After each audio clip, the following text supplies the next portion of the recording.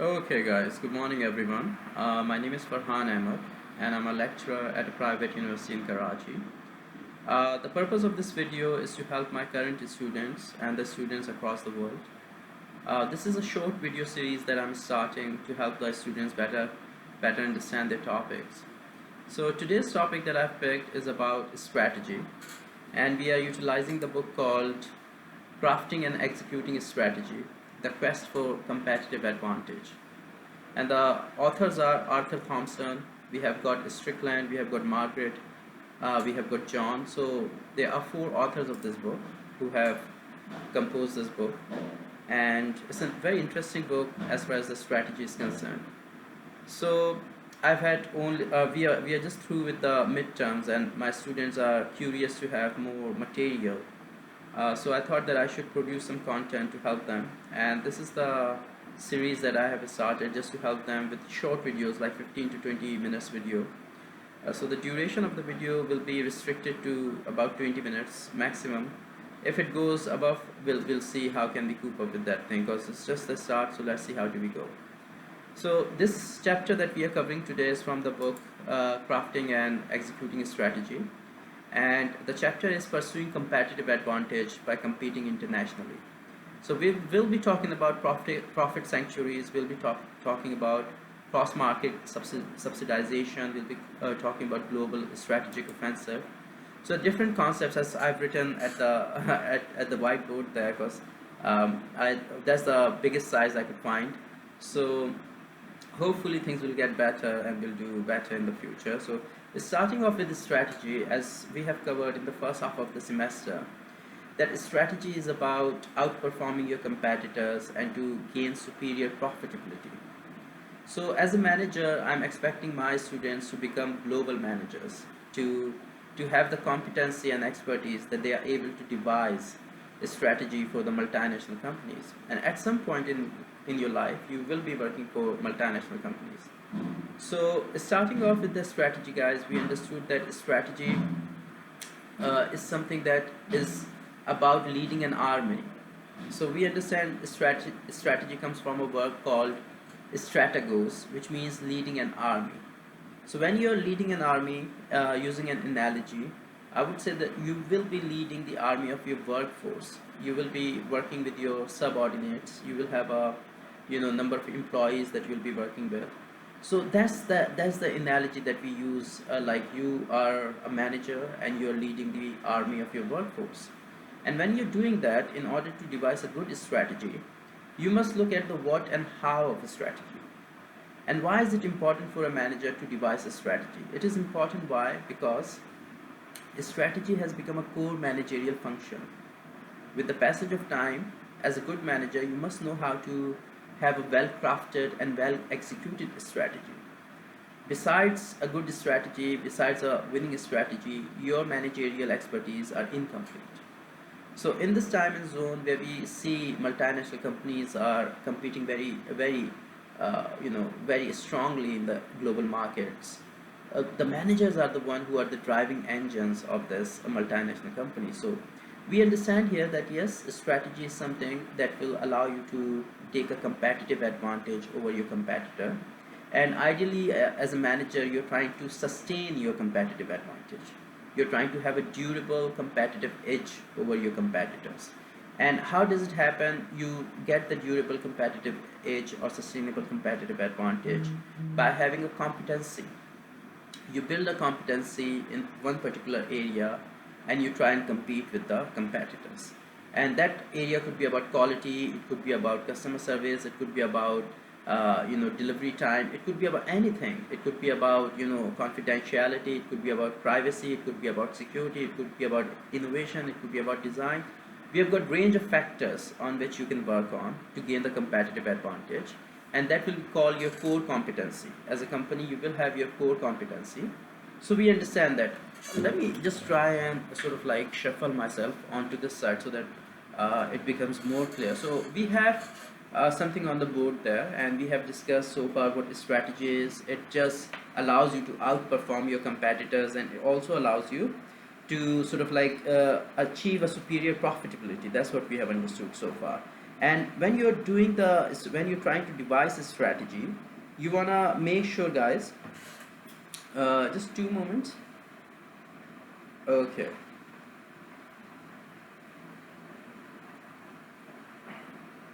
Okay. Okay, guys. So we are trying to understand, guys, we have to look at the what and how of a strategy. So what of a strategy is about, like, what research and development you will be carrying out to improve your strategy. What new markets will you be looking at to compete? What emerging markets you'll be willing to sort of like enter. So this is the what of a strategy. In terms of how of a strategy, we understand how will you compete in the how would you respond to the economic conditions, how would you respond to your competitors, how would you segment yourself. So as a good manager, you must know the what and how of a strategy. And additionally, we want to understand two different types of a strategy, which are the main types. One of them is the proactive strategy, the other one is the reactive strategy. So proactive strategy is the strategy that helps you in sort of like taking a preemptive measure. Before anything happens, you start perfecting your expertise to gain a competency, and then you can gain a competitive advantage, and then you can enjoy the superior profitability. So that's the one area that you want to look at, and that's what proactive strategy. And then there is a reactive strategy, where you wait for the change to happen, where you wait for something to happen and then you respond to the situation. Now both the approaches have got their pros and cons, and we can discuss it later, but so far we understood strategy is about leading an army. It allows you to gain competitive advantage, outperform your competitors, gain superior profitability, and as a good manager you must know how to devise a good strategy and execute it. At the same time, you must also know the what and how of a strategy, and we know two types of strategies, which are the strategies proactive and reactive strategy. Now moving on, we understand that when we are dealing with the strategy, there are few tests that we can carry out, that we can conduct to verify if the strategy is good or not, if it is going to be effective or efficient or not. So those tests are performance test, fit test, and competitive advantage test. And that is not our topic. I'm just trying to build the foundation so everyone is with me. Looking at today's topic, and the topic is competing internationally, 3 strategic approaches. If you look at the first approach, we have got the global strategy. Now, this is very interesting. When you're going global, a company which is entering the global market at a global arena, it has got presence in multiple locations, not within a continent. It has got presence in different continents around the world. It's in Africa, it's in Europe, it's in America, it's in Australia. So that's a global company. So when you're going for the global strategy, mostly the companies come up with the strategy that is called think global, act global. Now think global, act global means what? There are 2 competitive pressures a company can face. The first pressure the company can face is the pressure of global integration that is associated with the cost effectiveness. So why do we go global? Why companies outsource their operations to third world countries? Why Nike has got its operations in Bangladesh? We understand the primary reason is the cost of production. If you go to Bangladesh, there's cheap labor, cheap resources, there are weaker taxes, weaker regulations. So we understand a company mainly goes global to save cost. It's about cost reduction. They want to save costs on material, machine, men, workforce, and all these things. So that's the first pressure that we want to understand as a global strategy. The second pressure that the company has to satisfy is the local responsiveness. It has to customize its products or services to the local taste, cultural preferences, dietary patterns, or it can be about infrastructure, government laws, and many things come into play. So if we are taking the example of global strategy, a company that employs a global strategy, that could be Apple. Apple has a globalized strategy, and Apple have got standardized products for all the markets. It is not that for one market it has got a different phone and for other markets a different phone. So when we discuss Apple in terms of first competitive pressure when it comes to cost effectiveness, or sorry, global integration, Apple is quite aware of showing its global integration, and they have shown their presence in different parts of the world. So they do satisfy this demand. So they think global and they act global as well, in a way that when it comes to a local responsiveness, they don't have any customized or tailor-made product for the local market. They have got standardized products. So when we discuss the example of Apple or Harley Davidson always produces the bike that is a standardized bike, and they do not customize the size or the design or the specifications of its motorbikes to the local market. That's called global strategy, where a company is looking for the global integration. The pressure is high in terms of global integration, and they are showing presence in different parts of the world. They are following a standardized policy. Their decision making is very centralized because the decisions are made in the headquarters, wherever it is, especially in terms of Apple, it's in America, in California, I guess. And in terms of local responsiveness, they do not customize their products. So they make sure that their products are standardized. But when we come to the transnational strategy, where we think global and act local, again, transnational companies will also face the two competitive pressures, and those two competitive pressures are local responsiveness and global integration.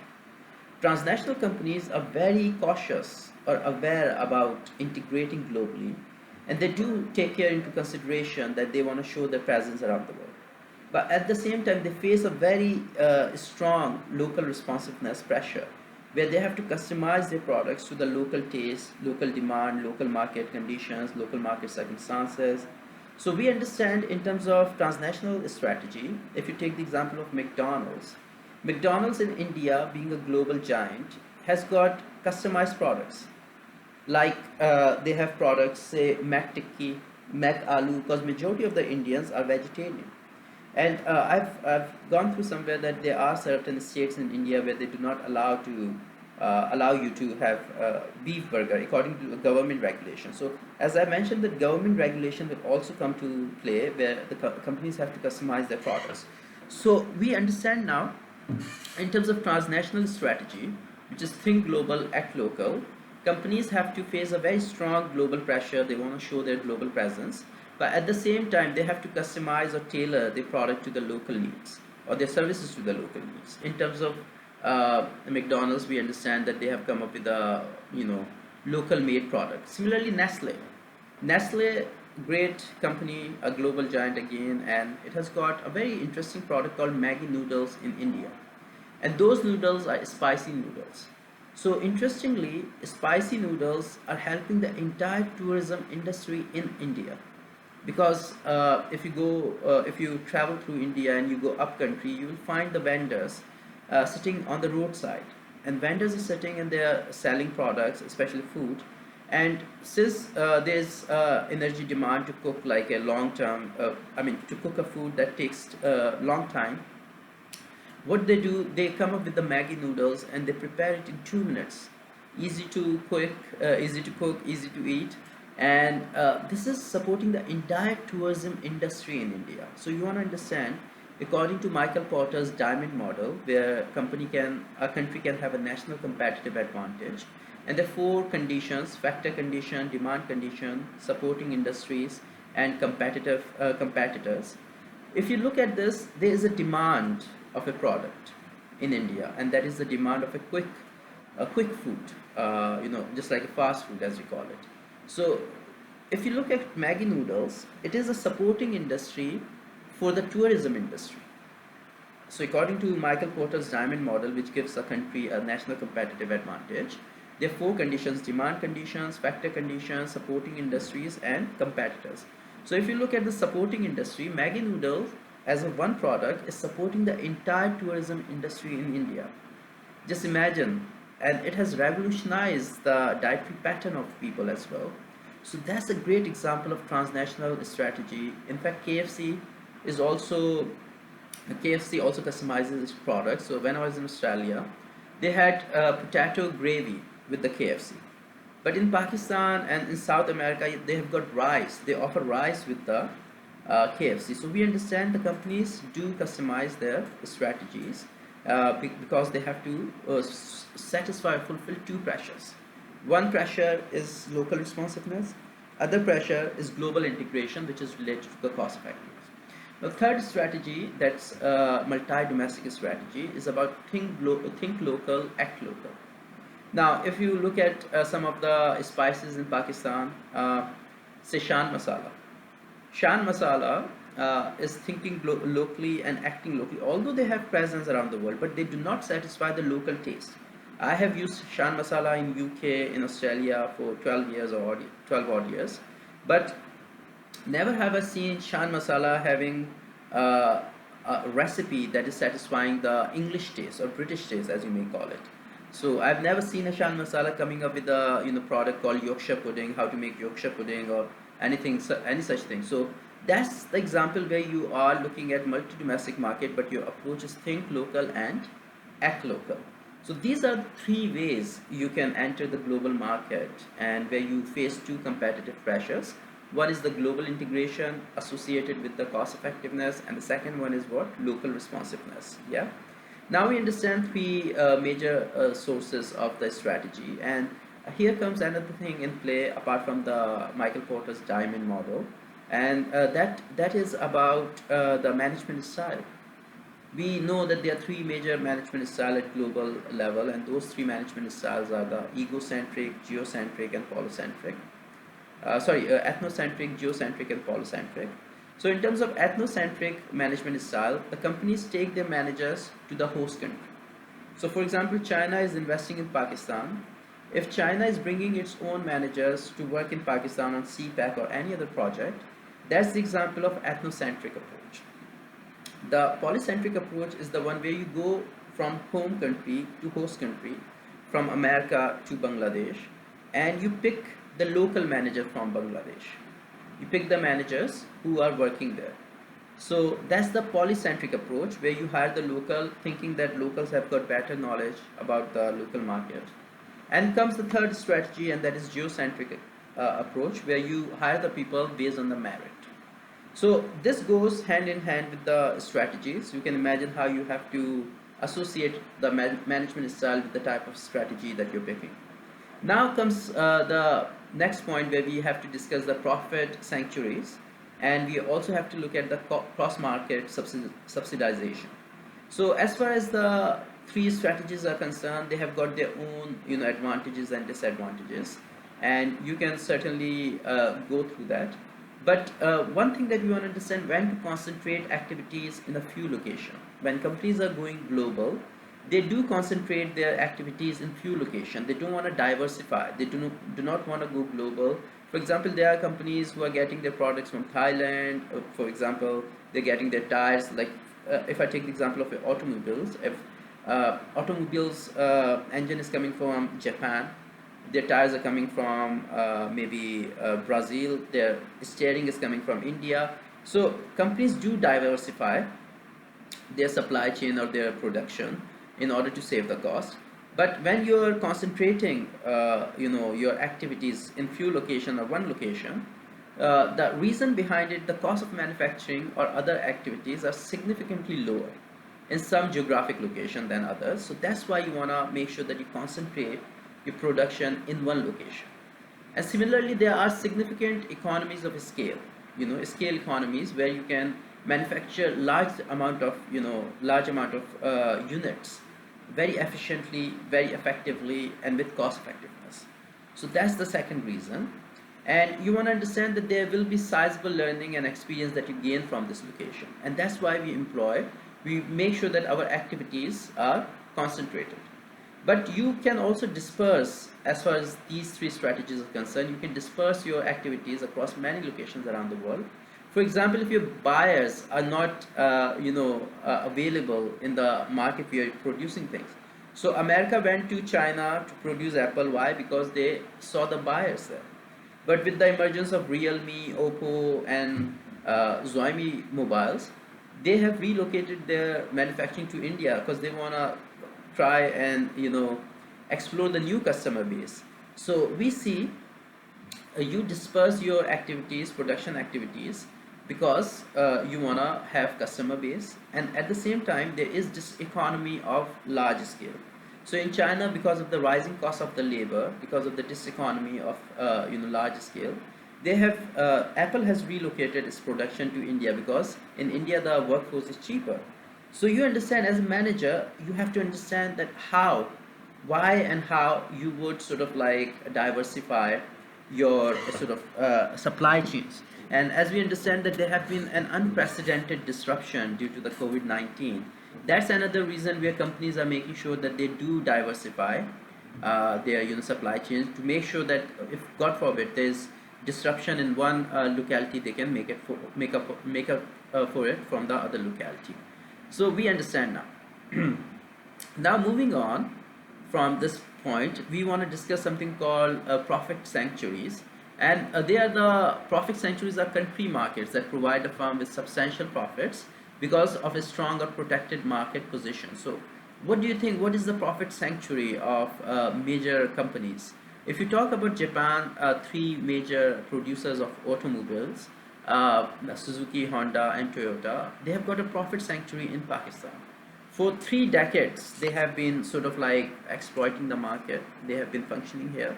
Now we do have new entrants in Pakistan, but still they have the monopoly on the market. All these three giants, they have got a very powerful presence in this part of the country, and that is their profit sanctuary. Now we understand, as far as the profit sanctuary is concerned, a country can have a domestic company can have a profit sanctuary in their home country, but an international company can have a profit sanctuary in different location, in multiple location.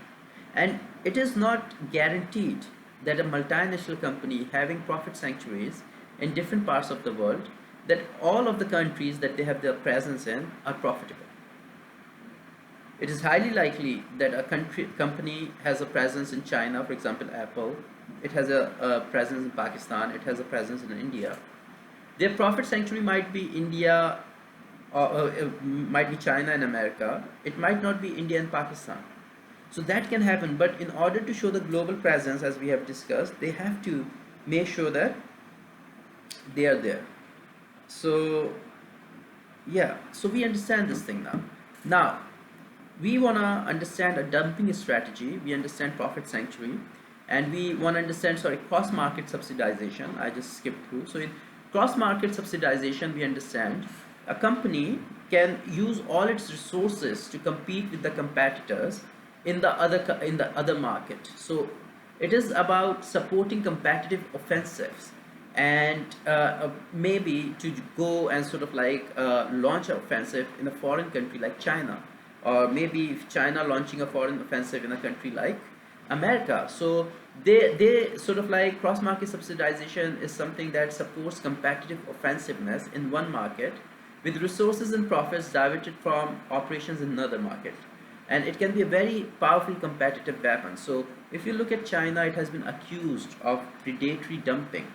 So China has been accused of predatory dumping. What they have done, the government has been accused, allegedly, the government has been subsidizing their local companies with the power, with the energy prices, with the other thing. They are providing cheap raw material, they are giving them massive subsidies, so that these companies can go and launch their offensive, which is known as predatory dumping, in American market. And a lot of companies, Chinese companies, have managed to drive American companies out of the market. So we understand dumping is about launching an offensive, but it has to be ethical, and this is where the role of WTO, World Trade Organization, comes into play. So summarizing everything, we discussed strategy today, and we looked at that strategy is about outperforming competitors and achieving superior profitability. And you must have a very effective business model at your disposal, where you can generate profit through your profit formula, and at the same time you can propose value to the customers. Similarly, you have to understand there are two types of strategies, proactive and reactive strategy. And we understood that you have to understand, as a manager, the how and why of a strategy, so that you can come up with a distinctive competency to gain competitive advantage. And as a manager, you want to sustain your competitive advantage, you want to gain the durable competitive edge over your competitors. And in terms of three type of strategies, we have got global strategy, think global, act global. And we have transnational strategy, think global, act local. We have got multi-domestic strategy, think local, act local, in which we saw that there are two competitive pressures faced by a company. One of the competitive pressure is of the global integration, where the company has to be very cautious or wary of the fact that they want to save the cost. Second one is the local responsiveness, where the companies try and sort of like customize their products or services to the local demand, local circumstances, local market conditions. So that's the second thing. And the third thing we have discussed is the think local, act local, where companies are just focused on the home market, or they have the multi-domestic presence, just like Shan Masala or MDH Masala from India, you may say. That's the third strategy that we have. And profit sanctuaries, for a local company, it could be about its home country. For a multinational company, it could be about multiple locations, but their profit concentration will be in few locations, not in every location. So they make up for it from the places where they have got strong profit, and for the countries where they have got weak profit. And comes the cross-market subsidization, where you launch the offensive by accumulating all your resources, by mustering all your resources, bringing together to compete in a new location, emerging market. Like Africa is a battleground for all the multinational companies. As you see, countries at governmental level, they are spending billions of dollars to take over Russia, Africa as a market leader. And comes the concept of dumping, where we understand predatory dumping has been very common, and World Trade Organization has been playing its role, but lately World Trade Organization, due to its own structural problems, the appointment of judges have been struggling. So we'll discuss that thing in the later lecture. But as far as these things are concerned, we have understood. I will be covering a few bits and pieces in the next lecture about the government rules, how you customize your strategy looking at the government rules, or the infrastructure of a foreign country or a host country, or maybe their local taste. So that's something I'll be looking at in the next lecture. But for this lecture, I have gone past the time limit that I set, was 20 minutes. Thank you so much for listening, and I'll continue this series just to help my students and the students across the world. I hope that I've done a good job. I'll see you next time. Thank you so much.